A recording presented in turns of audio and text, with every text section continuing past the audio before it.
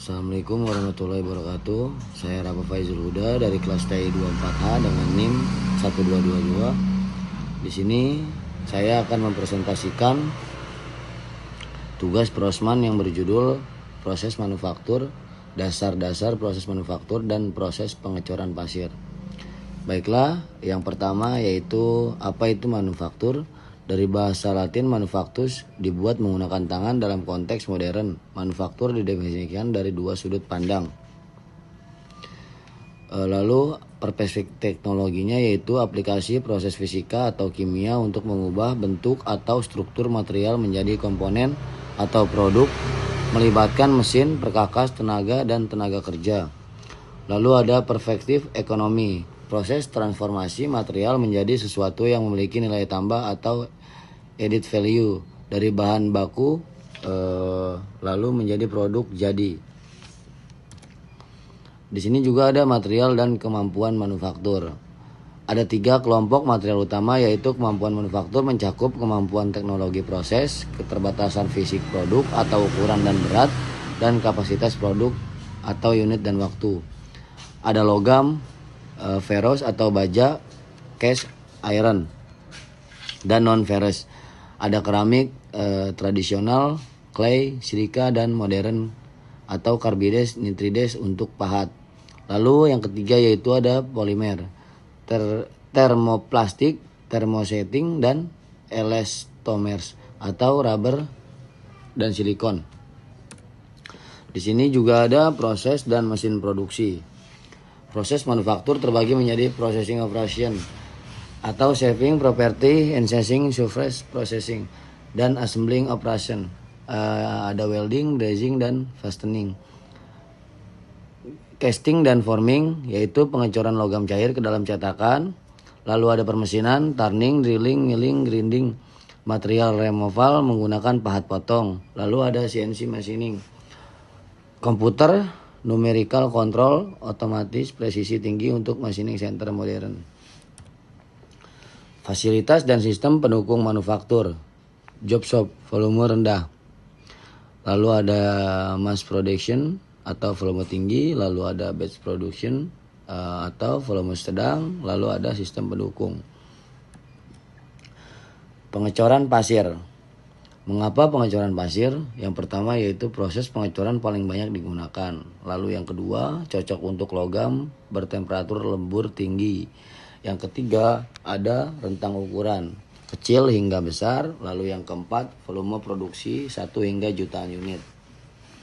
Contohnya yaitu rangka kompresor udara lebih dari 680 kg. Langkah-langkah pengecoran pasir di sini ada 5, yaitu yang pertama persiapan, pembuatan cetakan, lalu peleburan dan tuang, yang keempat pembekuan dan pendingin, dan yang kelima pembongkaran dan inspeksi. Lalu pola dan cetakan pasir. Jenis pola terbagi menjadi 4, yaitu solid, mudah dibuat, volume rendah. Lalu yang kedua split, bentuk kompleks, volume sedang. Lalu yang ketiga match plate, atas atau bawah, satu plat, volume tinggi. Lalu yang keempat ada cup and drag, plat terpisah, volume tinggi. Lalu di sini juga ada material pola. Material pola ini terbagi menjadi 3. Kayu, mudah dibentuk, cepat aus. Logam, tahan lama, mahal. Lalu yang ketiga yaitu ada plastik, kompromi keduanya. Lalu di sini juga ada cetakan pasir, komposisi dan kualitas. Komposisi pasir yaitu silika atau CO2 ditambah 90% pasir, 7% tanah liat, 3% air, perekat, alternatif, resin organik atau sodium silikat. Jenis cetakannya itu ada 3, green sand, basah serbaguna. Yang kedua ada dry sand, dipanaskan 200 sampai 300 derajat Celcius, presisi tinggi. Yang ketiga ada skin dried, permukaan dipanaskan 10 sampai 25 mm. Proses cetakan habis pakai lainnya yaitu cell molding. Pola logam dipanaskan, pasir plus resin membentuk cangkang keras, 2 cangkang dirakit lalu dituang. Lalu ada vakum molding, lembaran plastik ditarik ke pola dengan vakum, pasir dipadatkan oleh tekanan vakum, hampir semua pasir dapat digunakan kembali.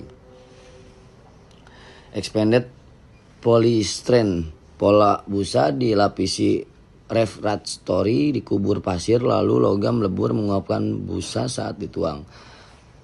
Yang terakhir ada investment casting, pola lilin dilapisi refractory, lilin dilelehkan, logam dituang ke rongga menghasilkan detail sangat spesial, presisi.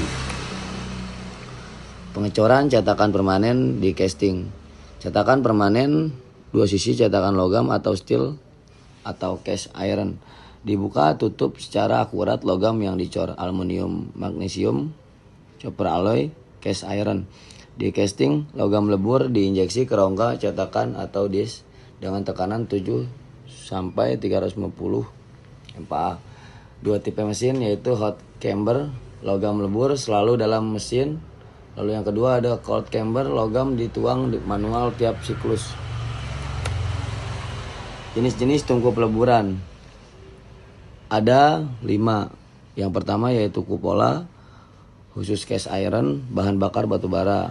Directed full fired, logam dilebur langsung oleh burner untuk copper alloy dan aluminium.